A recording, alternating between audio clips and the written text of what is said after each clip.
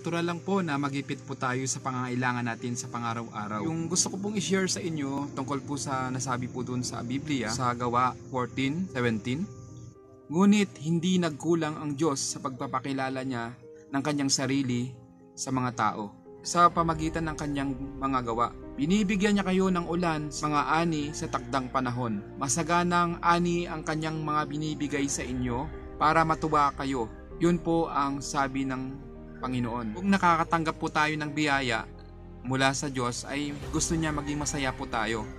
At wala naman pong malungkot na nakakatanggap po ng blessing. Kaya nga ang sabi po doon, binibigyan po tayo ng ulan.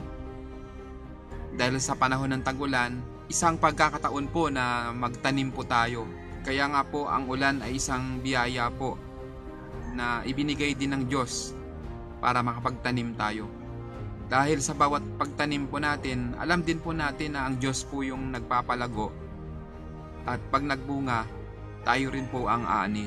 Ika nga doon sa mga kasabihan, pag may tanim, mayroong aanihin. Katulad po ng langgam na nag-iimbak ng kanilang pagkain, naghahakot sa araw hanggang sa gabi. Para sa panahon ng kanilang pangangailangan, ay mayroon na po silang nakahandang mga pagkain na imbak.